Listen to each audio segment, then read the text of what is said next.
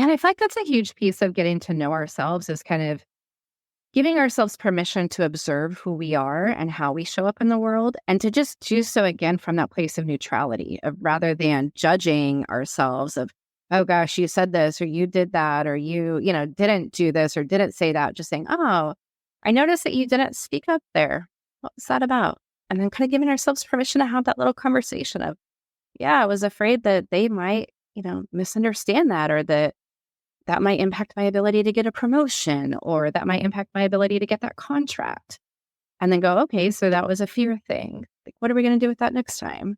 Just walking ourselves through that, process of, again, instead of showing up in judgment of ourselves and ultimately of others, just letting things be a lot more neutral than we have in the past.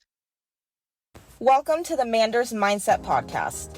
Here you'll find both monologue and interviews of entrepreneurs, coaches, healers, and a variety of other people, where your host Amanda Russo will discuss her own mindset and perspective, and her guest mindset and perspective on the world around us. Manders and her guests will help explain to you how shifting your mindset will shift your life. Hey guys, welcome back to Manders Mindset. As always, I'm your host, Amanda Russo, and I am here today with a very special guest. I am here with Kelly Irene, and we are going to get into all the things today, and she's going to share her own personal story about how she has lived as an imposter for over a decade, and how it was through astrology that helped her learn to live as her most true self.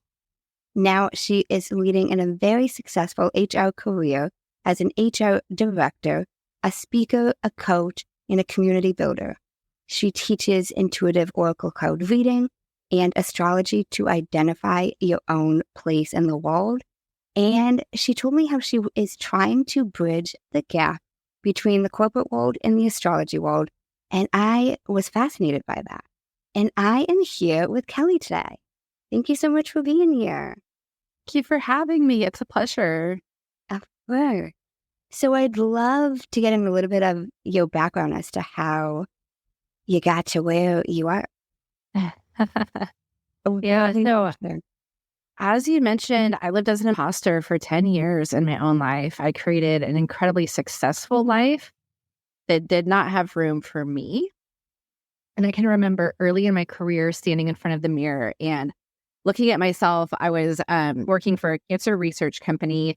I had on this incredible blue and cream colored suit, a nice blouse, high heels. Like, I looked so confident and so put together. And I remember looking in the mirror and thinking, who is that? I do not recognize that person. And that question stayed with me for a decade. I didn't know who I was. And I kept showing up in these spaces, whether it was at work, at home in my marriage. I was married to a pastor at the time, so showing up as a leader in the church, but not being able to do so as myself, always showing up as somebody else or trying to meet the expectations of the people around me. And it lasted for a little while. I got really good at it. I had these really gorgeous masks that I could put on, but none of them were me. And so eventually I got to a point where I was frustrated. I was exhausted. I was trying to bring more of myself into my marriage, into the church setting where I was a leader, and into my career. And I couldn't, because everything I had built, I had specifically built myself out of. And so I ended up being divorced. Through that, I lost and left my church community, and lost and left my identity, because so much of it was built on something and someone that I'm not.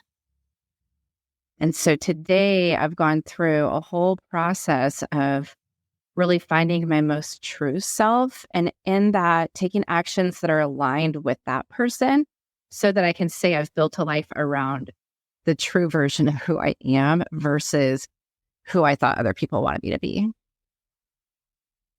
So what was your first step when you realized you didn't know who was looking at you? Like, where'd you go from there? Yeah, so for me, it really was I can remember talking to my therapist around this time and just saying, like, I don't know where to go from here. Everything has crumbled around me, marriage, community, my identity as a mom. I don't know what to do with any of this from here. She said, Kelly, you're in the disaster phase. Like, you've just gone through a major disaster and you've got to be able to kind of take stock of what has crumbled around you before you can figure out how to rebuild. And I knew what she was talking about because I had lived in Kentucky for 5 years and we have tornadoes there. And anytime there would be a tornado warning, we'd have to go into our basement. We'd hear this alarm. It doesn't matter if it's 2:30 in the morning. You go into the basement, you take cover. And fortunately, we always had a house to come back to. But I can remember a friend describing to me what it was like to have had the tornado pass over his house. And then when he came back up out of his cellar, where there had been a house standing minutes before, everything was just in ruins. Like, everything was demolished. And that's kind of what my therapist was referring to, was like, your life has been demolished. Where you had structure, where you had a house, where you had a family, where you had a community, all of that is gone. So you have to be able to acknowledge that and then clear that debris away before you could even think about rebuilding. And so for me, that's what it was. It was really acknowledging and going through the grief of the fact that all of that had crumbled, the fact that all of the life that I had built no longer existed. And then clear away all the stuff that wasn't working for me anymore. So identifying, the things where I had really allowed a life to be built that didn't include me. And clearing away some of the other, just kind of beliefs and systems and ideas that had kept me there, so that when I rebuilt, I could actually build a life that included me. Wow. Okay. How was the process of your divorce? Not fun. We lived in a town of about 7,000 people, so super small town. He was the pastor of the biggest church in town, so everyone knew us. Everyone knew what happened, or at least the fact, not any of the details, but they knew the fact that we were getting divorced, and everyone had an opinion on it. And so it was really hard being just like, I'm not a celebrity, and all of a sudden, every single person that I see, I'm wondering, do they know who I am? Do they know something about me when I don't even know their name? And that was a really hard thing to go through, along with grieving the end of my marriage, grieving the loss of the community, because you don't divorce a pastor and then get to stay within your church community. Like, that doesn't actually happen, at least not in my experience. So there was just a lot of like grief and really weird energies happening. And so I ended up moving away from there and moving closer to family. And just kind of starting over. And there were a couple years of just survival mode. But then when I really, after about 2 years, and I think this might be helpful in just kind of knowing like how I came to find my true self, is I went to a moon circle. I had no idea what that was. Like, I had received an email from a local spa that was like, moon circle on Sunday, come and do some journaling and whatever. I was like, you know what? Why not? Just something pulled me toward. And so I went, and what ended up happening is we had these guided journaling questions that really helped us get to know a little bit more about ourselves. And with it being a new moon, which I had no idea what that meant, we were setting intentions, and the new moon was in Pisces. I didn't know what that meant, but at the time we were diving into our dreams and what we were dreaming for our life, and kind of, we weren't creating a vision board, but kind of the work that you do ahead of creating a vision board to get a sense of like, what do you want to bring about in your life? And through that process, I started to realize that there was so much of me that I had not been making space for in my life. And I was really intrigued by this whole idea of the new moon and the astrology aspect of it. And so I bought a book while I was there. And 2 weeks later, the pandemic hit and everything shut down.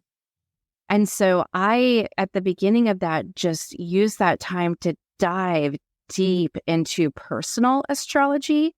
And it was there that I started to get a language to get to know who I am, and a language that really allowed me to see, okay, I am this way because I was literally born this way, not because there's something wrong with me, right? In my prior life, all the things that made me who I am felt like there was something wrong with me. And then now I'm starting to see, as I'm learning about personal astrology, no, this is just the way that I was born. These are the energies that are just literally hard-coded into my DNA, into my cellular makeup. And that's why I am the way that I am. Okay. Now, was that your first introduction to astrology? That new... Beyond like the monthly horoscopes in women's magazines, yeah, it was. Okay. So what did you do with this information once you started learning? You delved into the personal astrology, but like... Yeah, I really used it to start to redefine for myself who I am. I started to use it to see, okay, is what I'm doing in my career aligned with what I know about myself to be true? I did a lot of journaling. So in astrology, you have what's called your big three, your sun, moon, and rising sign. Your sun sign is what most of us know. So if I were to say, Amanda, what's your sign? Do you know what your sign is? Virgo. So you're referring to your sun sign. Your sun sign, the sun was in the sign of Virgo when you were born. Your moon sign is where the moon was when you were born. And that really gets at like, what are your needs? How are you going to feel safe and satisfied in the world? Whereas your sun sign is that more external, how do you shine in the world? And then your rising sign is what sign was on the horizon the moment you were born. And that really gets at like, what's the lens that we see the world through? What are our values? And as I started to get to know that, for me, my sun is an Aquarius. I shine by bringing new things to the collective, to the group, things that are going to benefit the collective. And that's part of why like bridging that gap between astrology and business feels so aligned for me, because that is very much a kind of breaking down the barriers to bring something to a group that doesn't currently have it or have great access to it. My moon is in Capricorn. I need to be achieving great things or things that feel great to me. Capricorn is very much the energy of like the Matterhorn, right? It's a like rocky, really high elevation peak that most people are never going to get to. If they do, like there's a lot of discipline and structure that got them there. And that's how I have my needs met. And that's how I feel successful, is by climbing those peaks in my life. And then my rising sign is in Libra. So that's very much about like bringing balance and beauty, and where someone might see chaos, I might be able to bring about harmony into that. So when I'm looking at the world, I'm looking, how can I bring beauty to this? How can I bring harmony in this situation? And so learning these things about myself, I started to go, okay, am I living in alignment with this? Does my career live in alignment with this? As a parent, am I parenting in alignment with this? As I'm looking at, relationships, whether that be friendships or dating or whatever, am I entering those relationships in alignment with things that are true about myself? And that's how I really started to put into practice what I was learning through astrology. What would you say it helped you with learning about yourself the most? It helped me be okay with myself. I think up to that point, I hadn't been okay with myself. That's why I was able to live as an imposter for 10 years, because I always felt like there was something wrong with me. And so learning about astrology, about myself through astrology, I really felt like, okay, I like myself. Now when I look in the mirror, I see me. I don't wonder who that is. I don't feel like I don't know that person anymore. That's what has shifted for me. And so whether it's in relationships, in my career, in any of that, instead of showing up trying to please somebody else, I'm showing up knowing exactly what I need and exactly what I can bring, and going, all right, is this for you? If not, oh, well, that's okay. It doesn't have to be.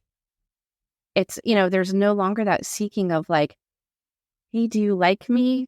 Do you accept this? Do you want me to change it and mold it to be something that makes you more comfortable? It's a lot more just, no, this is who I am. I bring a lot to every situation that I'm in. And maybe it's not what somebody else needs, and that's okay. but there's no longer that value factor that's connected to that. Wow, that's amazing. Okay. Wow. So now I want to transition a little bit. But I saw you had posted on your Instagram about how you used to say no to opportunities, but you started saying yes. Yes. Is there something that helped you with that? Yeah. So what you're referring to is I recently made a post where I talked about saying no for other people, right? We kind of have this like evolutionary need to protect ourselves. And one of the ways that we do that is not taking risks that might mean rejection. And so a year ago, I had heard a call for speakers at a conference. And my first thought was, oh, it'd be so awesome to be a speaker at this conference. And my second thought was, I can't do that. They don't want astrology at a work conference. I'm not, I don't have years and years and years of training as a speaker. So it's all these reasons why I thought I couldn't do it. And so instead of taking the leap and applying, just putting in a submission, right? I said no for them and I didn't even apply. And I regretted that because it was like, wow, I'm not even giving them the opportunity to say yes or no.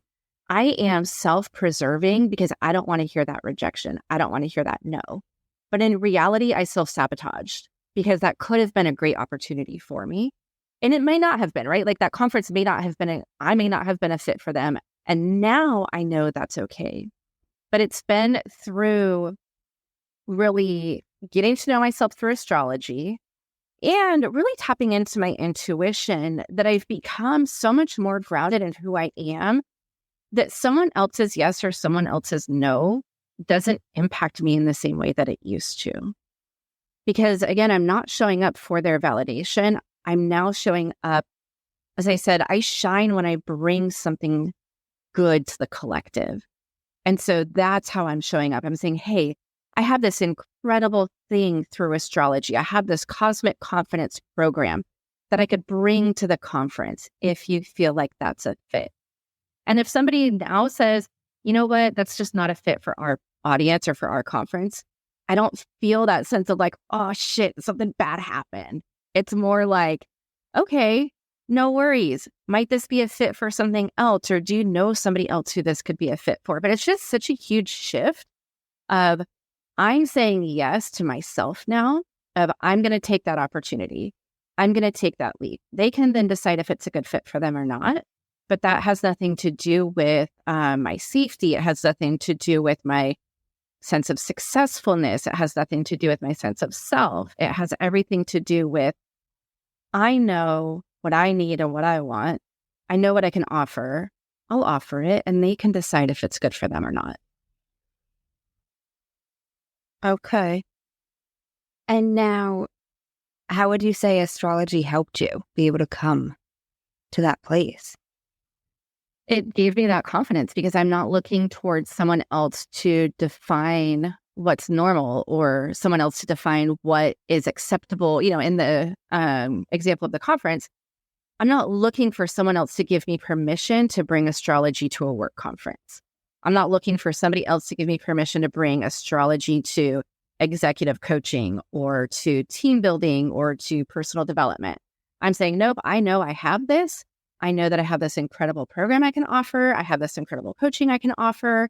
And I'm not looking for permission to do that anymore. Okay. No, that makes a lot of sense.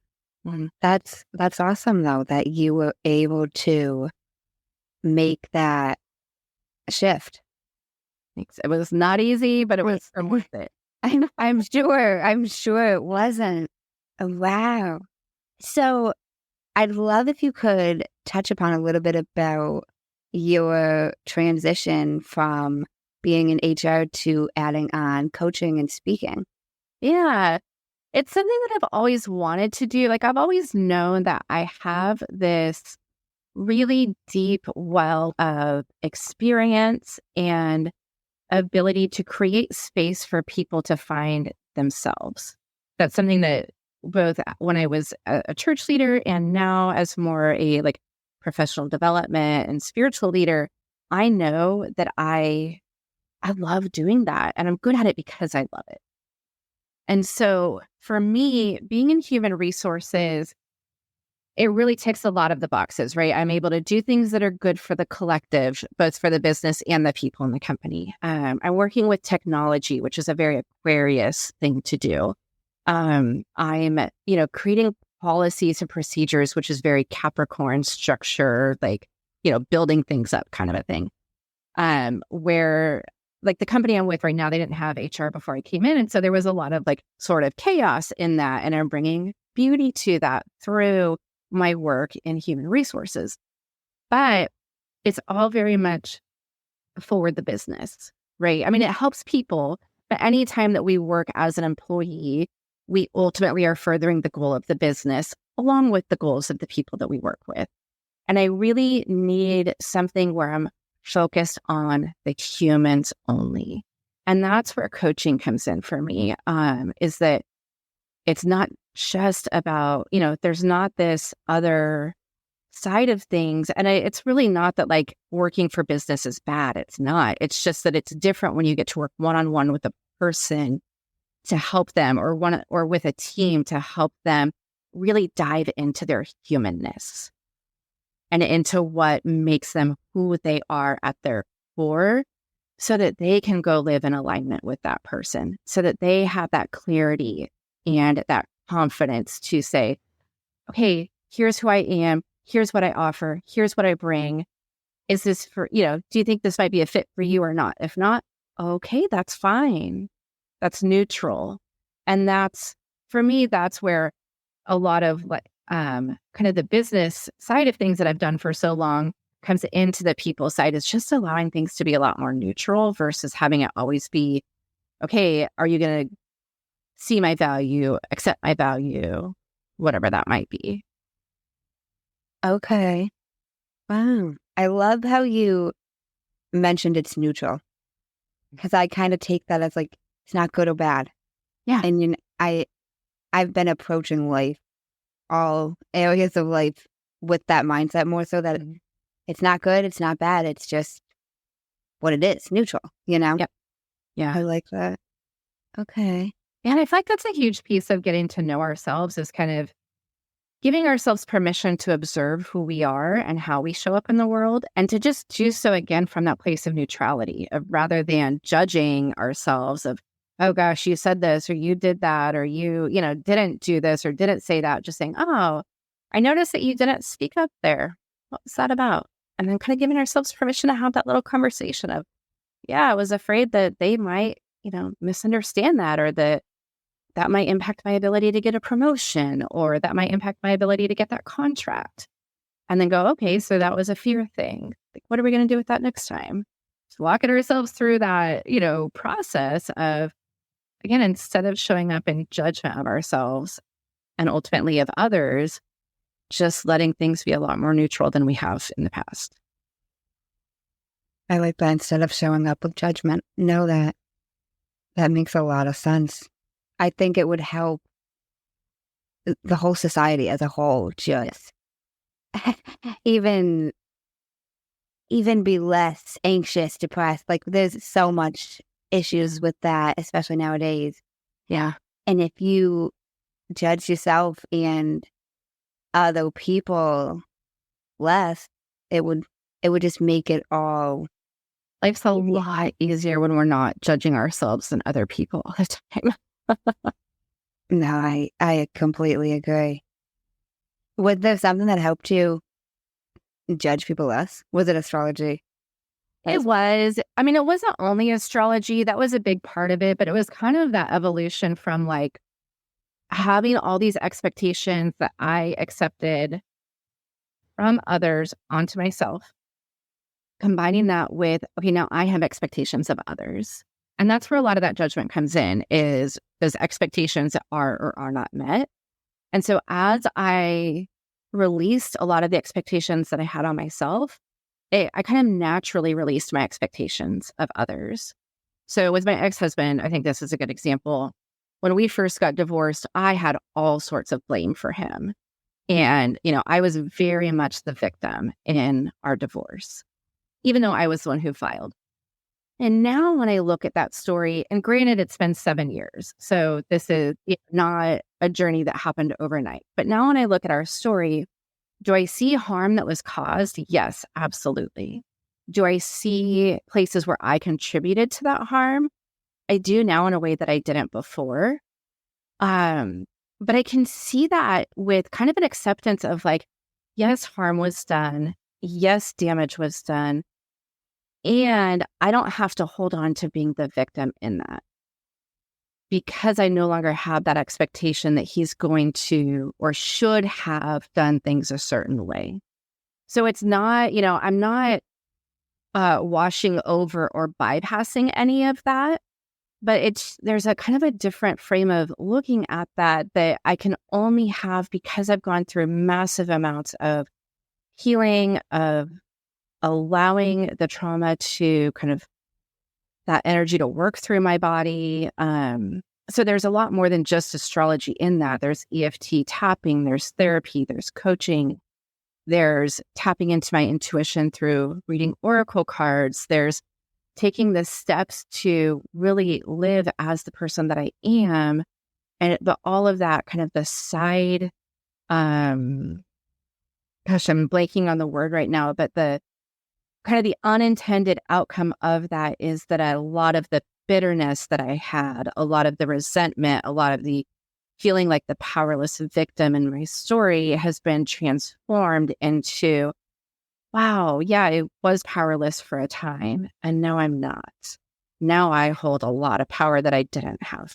Yes, I was harmed. Yes, I was hurt.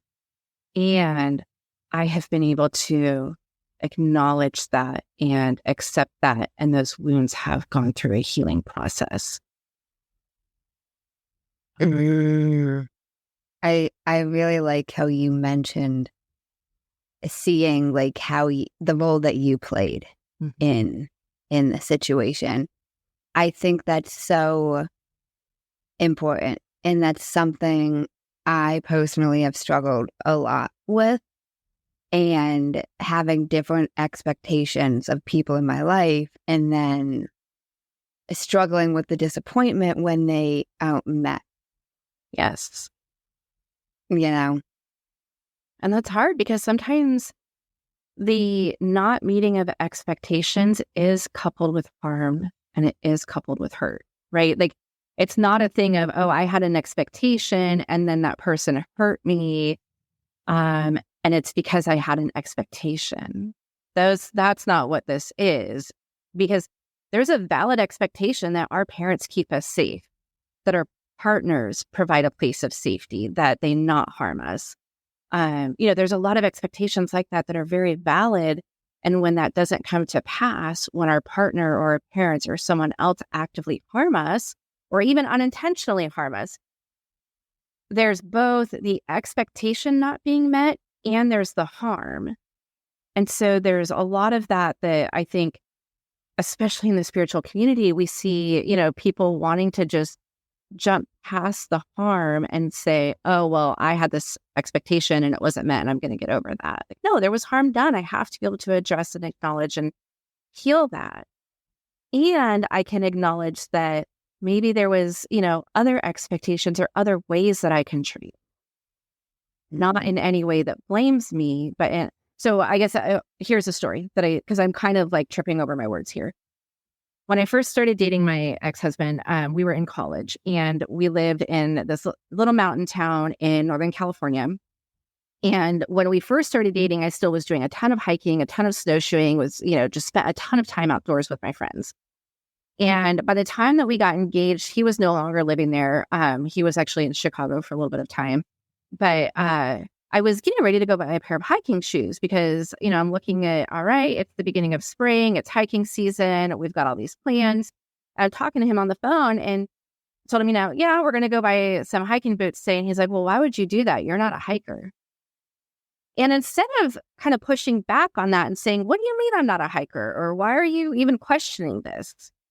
I accepted that to be true about myself. I accepted his statement about me to be true about myself. I didn't go buy the hiking boots. And as those months went on, I didn't even go hiking very much. So I accepted that like statement from him as true about myself. And so for the 10 years that we were married, I hardly hiked at all. We lived in Kentucky, and I remember just feeling so homesick for the mountains. And like, he did not get that. The few times that I did like go hiking, go walking in the woods, it was very much like a weird thing for him that I would want to do that. And I continued to accept this story that I'm not a hiker. And the week that I decided to file for divorce, I also went to REI and bought myself a really nice pair of hiking boots. And in that, and I don't think I even realized this until after I had bought the boots. It was just like, I knew I needed to go buy boots because I'm back in Northern California. There's mountains all around. Maybe I haven't been hiking previously, but dang it, I'm going to go hiking. And so I went to REI, I bought myself a pair of hiking boots. And right after that, I remember talking to my sister and going, oh my gosh, I lost that part of myself because I accepted his story about me. And so that's what I mean when I talk about accepting our part in things, right? Was he the one who told that story? Yes. Should he have said that? Probably not. But I am the one who accepted it for 10 years. And that is where I have to take the responsibility, that I can't blame him for my acceptance of a false narrative. Wow. That's powerful that you were able to make that shift. And I love how excited you got talking about the hiking boots. I can tell even now that you seem very, very excited about that. No, I think that's amazing. No, I do. I mean, I love hiking. It's that, again, the Capricorn, my moon is in Capricorn. Our moon placement tells us what we need to feel safe and satisfied and secure and successful in the world. And so for me, literally hiking on mountains is a need that I have. It's not something, so to say like, I'm not a hiker is to deny a key piece of who I am. Absolutely. I mean, I'm a mountain climber. That is a very Capricorn energy. And so that's where personal astrology and the program that I'm putting together, Cosmic Confidence, come in, where it starts to help us to see, okay, these are the core pieces of who we are, and we have to accept them if we're going to live as our true self. Wow. No, that makes so much sense. So what is this Cosmic Confidence? Yeah.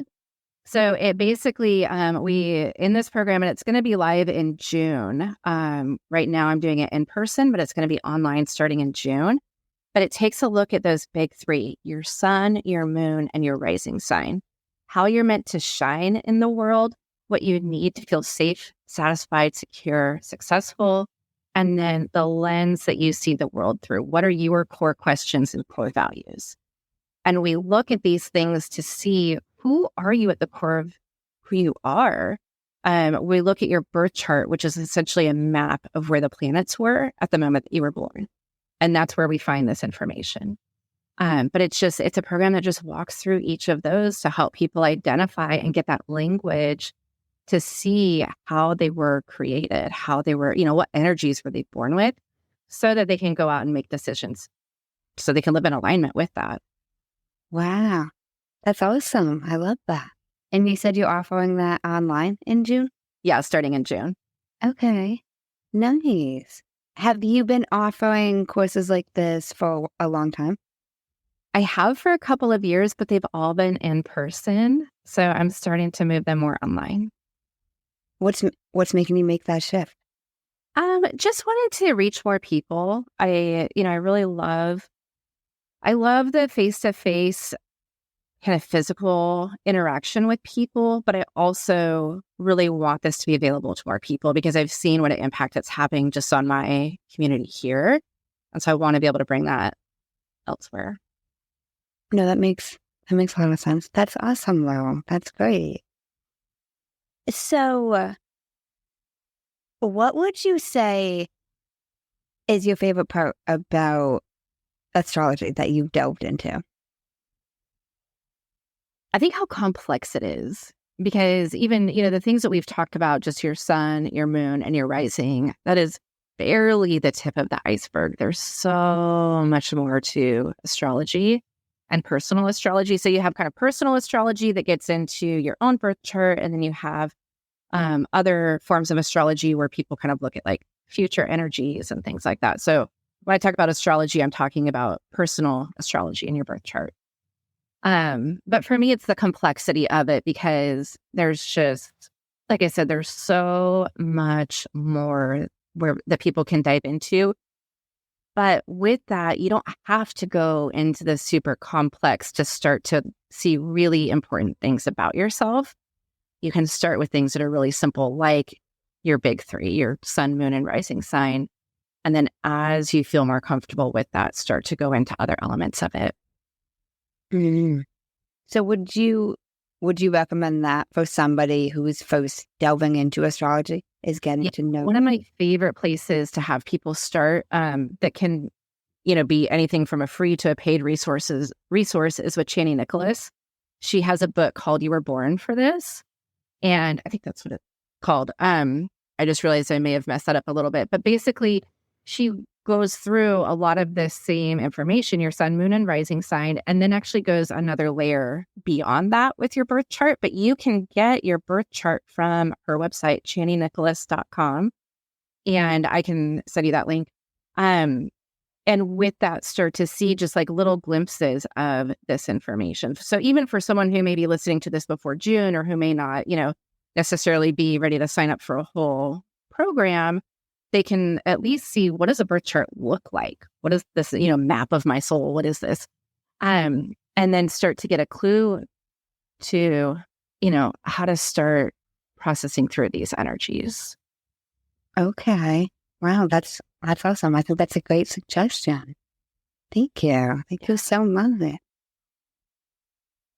So have you heard of a man named Jay Shetty? Yes. Yeah. So I typically end my podcast with 2 segments that he also ends his podcast with. Mm. And the first one is called The Many Sides to Us. And they have to be answered in 1 word each. Okay. I love this. And number 1, what is 1 word someone who is meeting you for the first time would use to describe you as? Welcoming. Number 2, what is 1 word that someone who knows you extremely well would use to describe you? Ridiculous. Number 3, what is 1 word you'd use to describe yourself? Loving. Number 4, what is 1 word that if someone didn't agree with you or agree with your mindset would use to describe you? Receptive. What is 1 word that you're trying to embody right now? Integrating. Then the final 5 is segment 2. Okay. What is the best advice you've heard or received?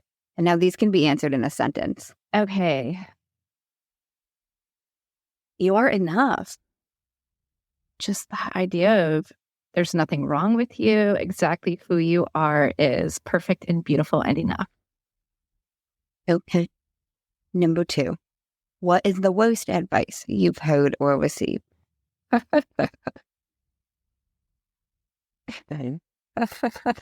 first thought was, you should marry him. That's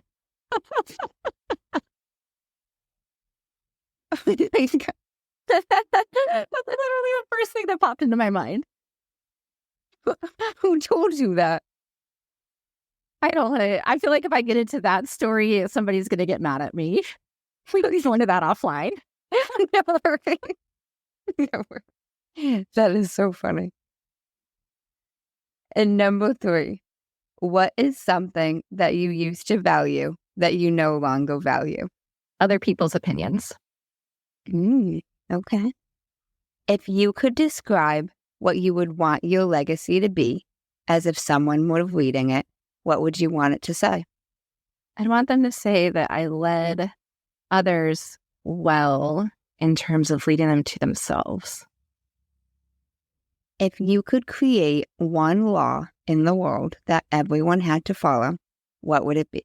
And I want to know why. Well, it's ironic because it would be you can't create laws to, I don't know, how would I say this? I'm honestly just tired of seeing so many laws that like require people to fit someone else's religious moral code.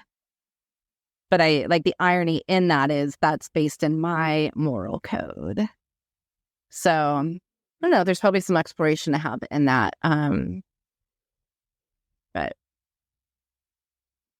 do you have an example of a law based on some religious moral code that you don't want? Okay, so I'm going to go there and say the anti-abortion laws that are coming up. I think that's something that needs to be left alone. Mm. If I'm being really honest about that, it's that is not something that our lawmakers should be deciding how and when a woman deals with her own health. I agree. And so those are the kind of, banning books. It honestly makes me mad that we're banning books in schools because we think our children are too delicate or whatever it is. I could go on a whole tangent on this, but those are things that I really wish we would not be doing, and that if I could make a law against that, I would, based on my own moral code. And I know the irony in that. Okay. No, I gotcha. Okay. Now I have one more question for you. Can you share with us some or all of the resources that you utilize consistently to be successful? Yes. So Chani Nicholas's book is one of the first ones. You were born for this, because I really firmly believe that until we get to know who we are at our core, we cannot be successful. We're not going to be confident. We can't sustain trying to be somebody else. We have to know who we are and show up as that person in order to be successful. So I think her book is a great resource. I have gone through probably 5 copies of it because I'm always giving a copy away. I just cannot recommend that enough. But in terms of daily resources, I love the Insight Timer app for meditations. I'm a huge fan of podcasts just to kind of keep my mind going. And then I also really try to tune into my own intuition on a daily basis and in a lot of my decision making, because the more I've got to know myself, the more I've realized how effing good I am at knowing what I need. And so being able to hear that and trust that is huge. Now, is there any specific way you tap into your intuition? There's a couple ways. So for someone who's like, oh, that's totally new to me, I actually have a free resource on my website that kind of guides people to begin hearing their voice, their intuitive voice. But for me, a lot of times, if I'm trying to like make a decision, for example, and I'm not sure, or if I just have a lot of feelings about something and I'm not sure what's going on, I'll put one hand on my heart and one on my belly. If I can, I'll put both feet on my floor or on the floor, and I'll just breathe, even if it's just 3 breaths, and then go like, okay, where is this energy in my body, and locate it, because this helps bring into that neutrality, right? It's not what's happening, what am I thinking, what am I feeling? It's just, where's the energy in my body? All right, what does it feel like? What does it look like? And in observing it that way, in a more neutral way, I'm able to then go, okay, this is really about, and then whatever it is. And a lot of times just doing that helps to clear the energy, helps it to settle, or it will help me to make a decision. Because if it's not, some off energy, it's, all right, right now I'm looking at getting a new house. And so looking into moving. And so a lot of what I'm doing is going, okay, there's so many competing desires that I have, and I'm not going to get all of them. And so even going through that process and going, all right, I've looked at this house. Here's the benefits of it. Here's where I'm at. What do I really think about it? And in that instant, I can have a yes or a no response. And not everyone's going to have this. This goes into something completely different, which is human design. In that instant, I have a response where if my stomach goes in, contracts, that's a no for me. If it goes out and expands, that's a yes. So I've kind of come to this place where I can ask myself a yes or no question and I have an instant answer. But that is because I've spent so much time getting to know myself and my body and my energy. And, for somebody else, that might be different. But that's really, a lot of it is just tuning in, getting to that place of neutrality, and then being open to an answer. I love how you mentioned the breath and how that's how I think that helps so much. Yeah. With even with outside of intuition, even just getting yourself, removing a little bit of anxiety.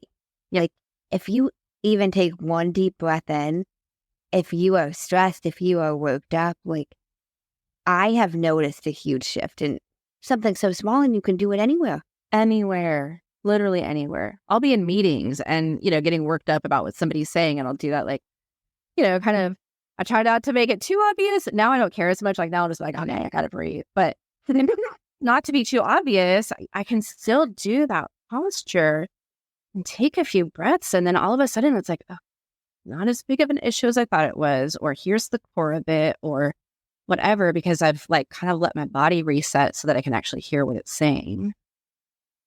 I love that analogy. You let your body reset. No, that makes so much sense. Wow. Well, thank you so much. Oh, thanks for having me. So it's been so much fun. I agree. Now, before we close out, is there anything I didn't ask you or anything we didn't touch upon that you want to share or leave the listeners with? Oh, I guess what I would leave people with is it is worth it to get to know yourself, because you are literally one of a kind, and getting to know the language of who you are so that you can show up as that person is the best gift you can give to the world. I completely agree. And, that made me think of, I don't know if this is an official quote, but something I once heard, that the only person you're going to spend the rest of your life with is yourself. Yes. So, may as well get to know yourself. You're the only person you're never escaping, whether you like or love yourself or hate yourself. Yeah. Yeah. Yeah. But we're not get away from ourselves. No, it's true. So where can the listeners find you, and how can they connect with you? Yeah, so I'm on Instagram at MostTrueYou. My website is mosttrueyou.com. That guide to intuition is there as well. It's mosttrueyou.com/free. And then coming up, Cosmic Confidence, that can be found through my website or through cosmicconfidence.com. Okay, awesome. Thank you so much. And I will link all of that info so you guys can connect with Kelly directly. And thank you again so much. I really appreciate it. My pleasure. Thanks for having me, Amanda. Of course. And thanks, guys, for tuning in to another episode of Amanda's Mindset.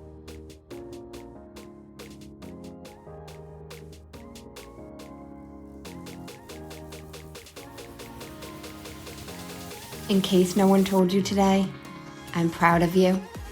I'm rooting for you. And you got this. As always, if you enjoyed the show, I would really appreciate it if you would leave me a 5-star rating, leave a review, and share it with anyone you think would benefit from this. And don't forget, you are only one mindset shift away from shifting your life. Thanks, guys. Until next time.